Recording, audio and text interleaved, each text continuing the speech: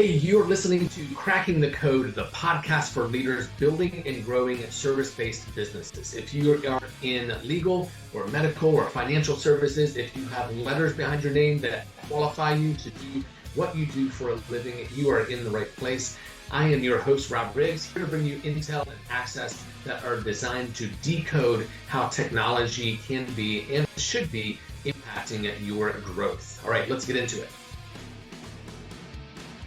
Welcome back to Cracking the Code, where we decode what it really takes to build scalable, profitable businesses today. So I'm Rob, and today I am extremely excited to sit down with someone who's been behind the curtain of some of the biggest brand success stories in American business. So our guest today is Lori Asbury, President and CEO of CMOco, who's really cracked the code to brand strategy. So when I say that Lori has built billion-dollar brands, I'm not using hyperbole. She's been an instrumental leader in the growth of HGTV, Fox, CBS. She has over 25 years experience in senior level management, brand development, consumer marketing. If I may go on just for a second, what makes Lori different from a lot of brand strategists is that she's not just a consultant who shows up with a PowerPoint. She's been in the operator seat, managing P&Ls, building revenue streams, executing multi-million-dollar campaigns, and dealing with the messy reality of turning strategy into results. So, Lori, thanks so much for being on the show. Why don't you take a minute and introduce yourself for those who may not know you? Yeah. Thanks so much for the introduction. I'm really happy to be here, and thank you so much for having me. So I'm excited for our conversation to talk all things branding, all things marketing, all things advertising. But yeah, I've had a long career in media. Prior to opening up my own ad agency, I now have a full service advertising agency, and have actually for the past 15 years. So we're starting our 15th year in business. So transitioned out of major media companies into my own agency, and yeah, it's been growing ever since, and we're still plugging along, and all is good and no complaints. So we help our clients really kind of develop high level strategic marketing and advertising strategies to reach their business objectives. So I think that's a little what differentiates us a little bit from traditional ad agencies, is that in most cases we're working with our clients on a more long-term basis, and we're really looking at both their short-term but also their long-term sales goals, their business goals, their objectives, both quantitatively and qualitatively. And then we're developing very comprehensive strategic marketing and advertising plans that help them reach those goals. And then we kind of, in most cases, get to the work of executing on those strategies as well. Nice. Okay. So in your experience, what do you see as the common thread between brands that scale to that level versus those that plateau with 50 million, let's say? Yeah, I think the most important thing is obviously that you keep evolving as a business, and listening to what your consumer marketplace is demanding. Even like with my own business, I'll give you an example. I've always tried to grow my business. We started very small, still are relatively boutique, but we've scaled based on what my clients have and what the marketplace is demanding in terms of the next types of products and services that there seems to be demand for. And so recently I've just added 2 new in-house videographers. We're creating a ton of video content. We're using video content for brands to be able to tell their story and have long form video, but also a lot of short form video, what I would call churn and burn videos. So a lot of video that we use in social media. And so I think it's just really listening to your marketplace and understanding kind of what the trends are and what you're listening to, what your customers are demanding from you, and then being judicious about how you scale your business in that regard so that when you are growing, you're immediately filling a niche and you're able to monetize it pretty quickly. And that's kind of one of the things that I would say be focused on. But I would also say just being relentless and continuing to promote your business. And that just requires, consistent drip marketing efforts, whether they be paid efforts or organic efforts. It's just really critical to have a lot of consistency in terms of getting the word out. Right. I imagine the companies you're dealing with understand that marketing is a long game. We have clients in the smaller sphere that want to turn on a marketing campaign, and after 4 months, we haven't gotten what Yeah. we expected. Let's cut it. Yeah. Let's cut marketing. Marketing is always on the bleeding edge. It's the first thing people cut. Yeah. So you mentioned quantitative as well as qualitative, so how do you, so my team runs SEO for clients, and one of the things that we look for in brand stickiness is the level of people that type into search engines a specific brand name or domain name versus how many people come to a site versus a non-brand specific search phrase. How do you measure brand strategy, whether it's working, whether it needs tweaking on a quantitative measure? On a quantitative level? Right. Yeah. Analytics, absolutely. Data performance, how are, in terms of search, but also in terms of if you're doing paid campaigns or even through organic efforts, we're constantly looking at the performance of our campaigns or the performance of our drip marketing efforts. So we're looking at email campaign performance. We're looking at, if we're doing paid digital, we're looking obviously do a deep dive into the campaign performance analytics of that. We provide very comprehensive monthly analytic reporting to our clients for all marketing activities that we're doing. Not only do we provide the raw data, but we also take that raw data and we put summary, or we put color, if you will, color commentating around it, so that we summarize kind of what we're seeing, what the data is telling us, what we need to be looking at. So, and there's a lot of things that the numbers really tell us. So we can see, pretty consistently, actually, like when we're running digital campaigns at about the 3-month mark, it's pretty consistent across the board where you start to see fatigue on those ads. And so that's a good sign for us to know that we need to refresh our creative. But yeah, we're constantly looking at individual ad performance as well. So within a campaign set, we're looking at different types of creative and how they're performing, and it allows us to, minimize creative that's underperforming and maximize creative that's overperforming. We also, will create look-alike. I'm sure you're familiar with that term, look-alike advertising for high performing ads. So we're constantly measuring the analytics, but to our customer, what's important to them obviously is sales, right? How is that moving the needle in terms of income? And so we're looking at that as well too. You mentioned earlier, you just said, kind of leading into this question about, clients expecting, the things to happen in 4 months. Trust me, we have clients like that too.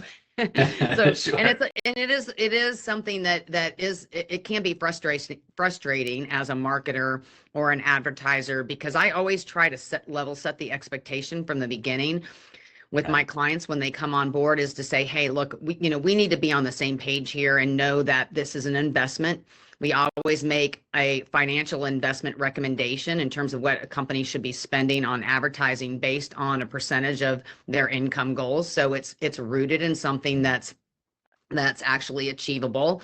We're not making some crazy recommendations as to, they should be spending $20 million on ads when they're a $20 million business or something like that. So, we are making very judicious ad spend recommendations, but we also definitely try to level set the expectation is that it's not a light switch. It's not something you deploy and then in 2 weeks or 3 weeks or 4 weeks time, you see a huge difference. It is about consistency over a period of time.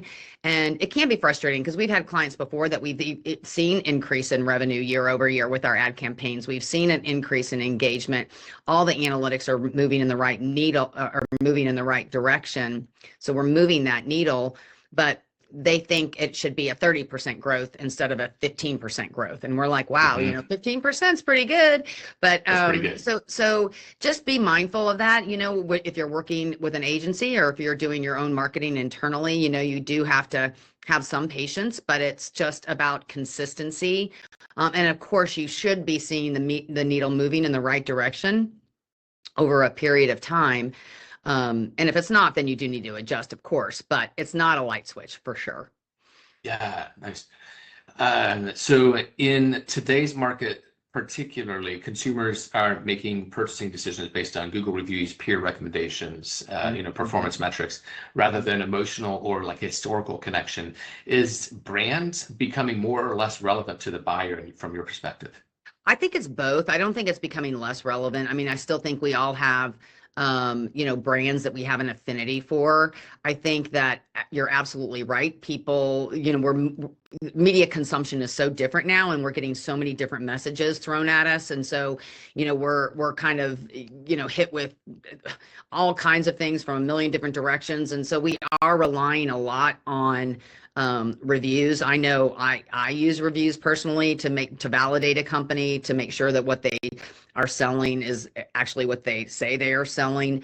So that's all very important. But I also still think it's really important to have a brand story, to have a brand persona, for you to be differentiated within your competitive set. And so I think those two they go hand in hand. I don't think they're mutually exclusive.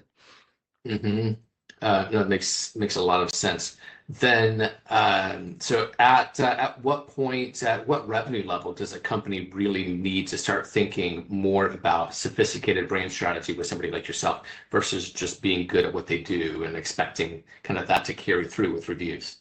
Well, I think you always need to be thinking about advertising and marketing and getting the word out, no matter how big or how small you are, right? Because I mean, the only way to grow your business is to spread the word, build awareness, engage with your potential customers and drive them through the sales funnel. So again, even if you're relatively small or just starting out, I think you need to come up with some sort of marketing strategy. And that could just be, acquiring emails through personal connections, or buying maybe an email list, or just simple things like that, where you can start to have a customer touch point. So I think it's just a day in, day out, reaching out to your customers any way that you can, obviously leveraging social media.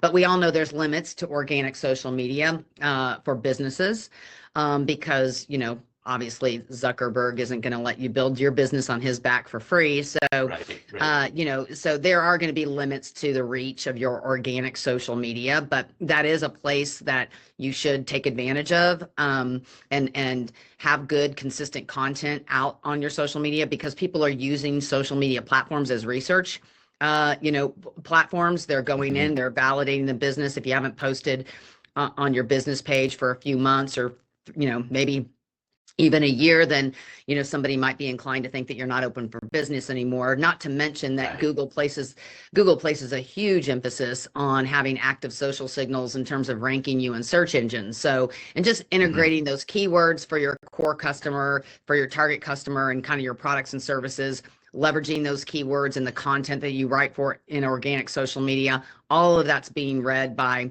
ChatGPT and all the search engines and all the things that, people are using to find businesses. So, take advantage of those things initially. And then obviously when you start to generate some revenue, always I always recommend setting aside a percentage of your income to reinvest in marketing.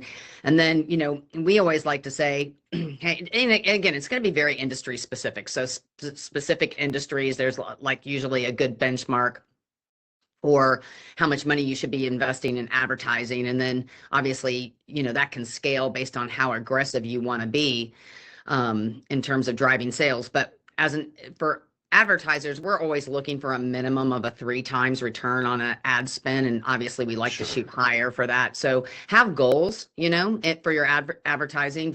If you're working with an ad agency, or if you're working with somebody internally, I say always, have some ad goals, have some return on ad spend goals. And if you're not hitting those benchmarks, then it's something to reevaluate.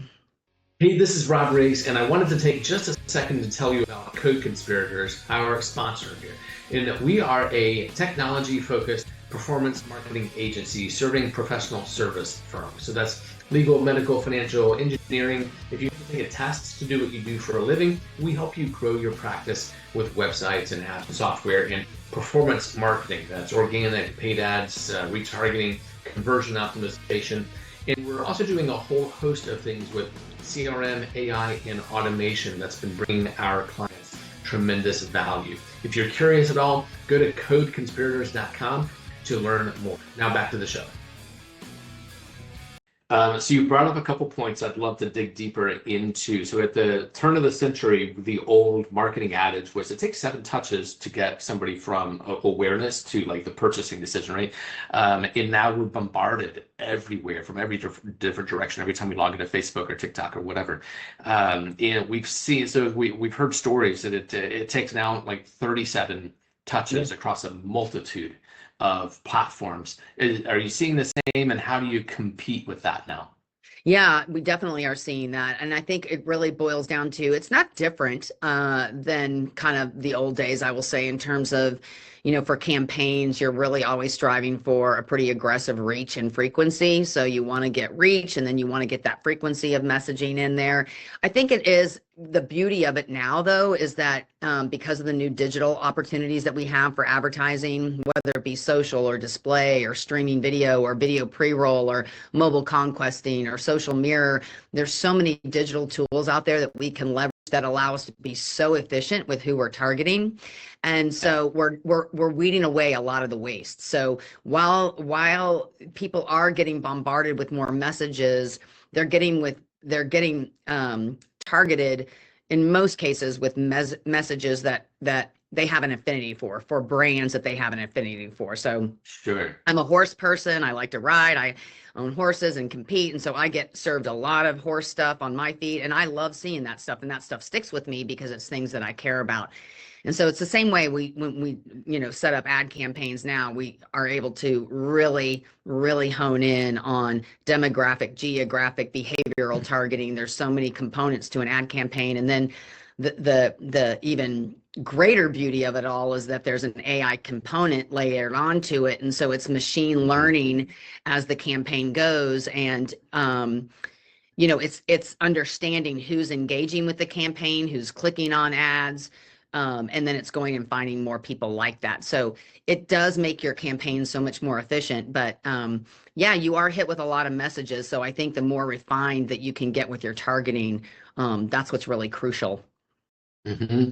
And that's also going to help, I assume, with like AI overview, like kind of what we've seen since the beginning of the year 2025 is that organic search traffic has tanked, by 50-60% in favor of some of these AI-driven engines that are answer engines, but kind of going the clickless route where they're giving you an answer and 3 companies to consider. Are you competing with that in any way, or optimizing so that your clients? Go ahead. I'm sorry. Show up there? Yeah.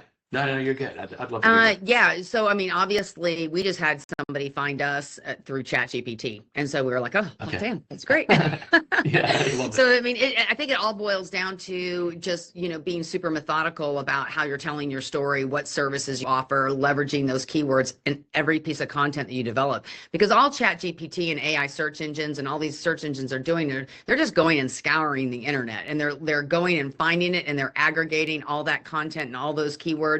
And then they're ranking you based on how often you're using those things. And so I think it's just, really important that whether you're doing an ad campaign, any footprint that you're leaving across the digital ecosystem, I think it needs to be really well thought out. And you need to make sure that you're telling your story, using your brand name, using your keywords that are obviously super targeted to your specific industry or your products and your services and so forth, so that you are read by, search engines and all the chat, all the AI search or AI tools now that are out there.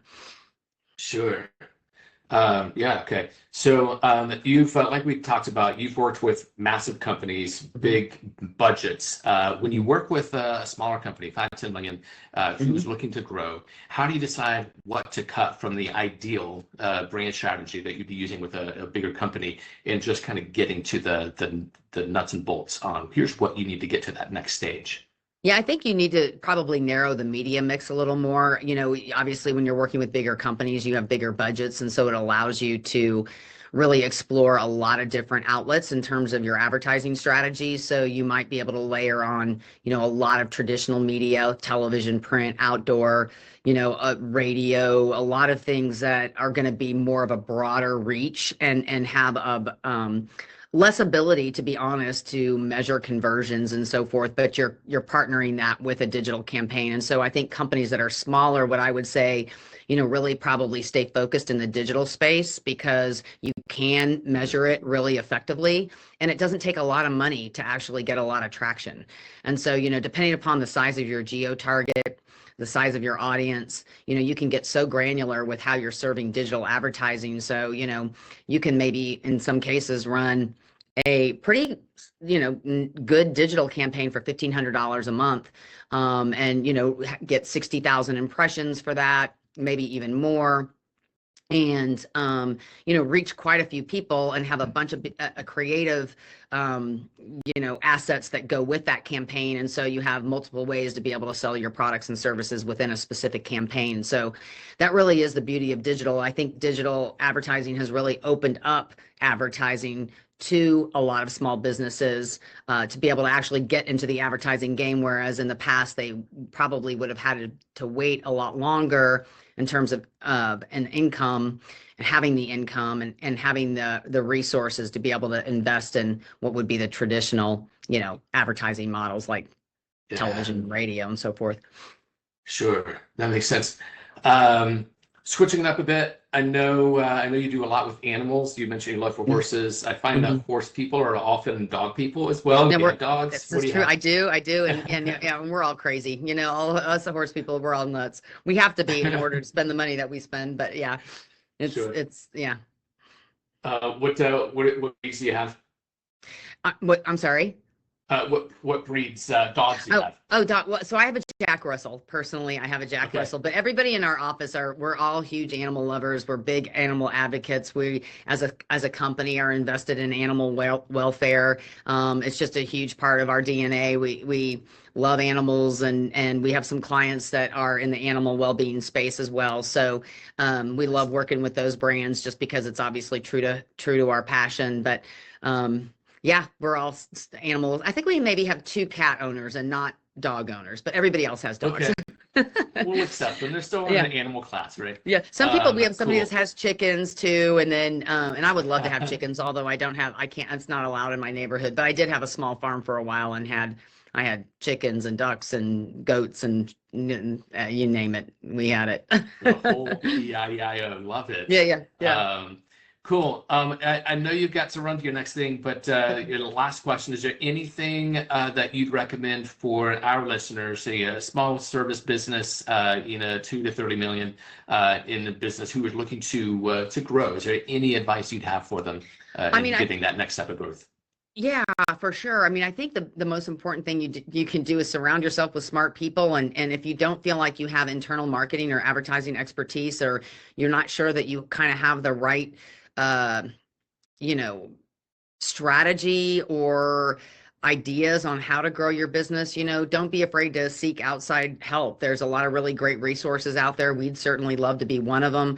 If you are stuck in your sales, or you feel like you're not seeing the growth that you would like to see, please go to our website. You can just go to actually leadwithlori.com, and it's going to redirect you to our website, our agency website, which is CMOco Marketing and Advertising. It'll leadwithlori.com.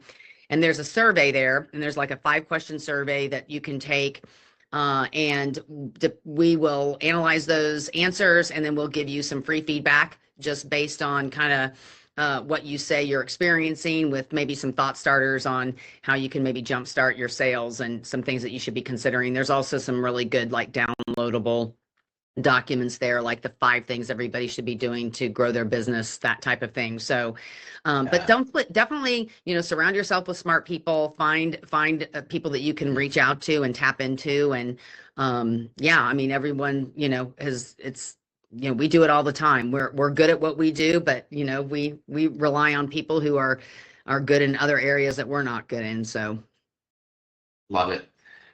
Good. I know we're at time, Lori, but I so appreciate you being on and just sharing your knowledge with the audience. And thank you so much for having me. It's been fun. Yeah, absolutely. Okay, great conversation, right? But don't let the episode end here. We have packed the show notes with everything you need to take action. Key takeaways are down there, as well as links to the resources we mentioned in the show. And also grab our assessments. They're the same deep dive analyses that we use with our high performing clients on a regular basis. And we typically uncover $1 million opportunities that many firms and practices completely miss on their own.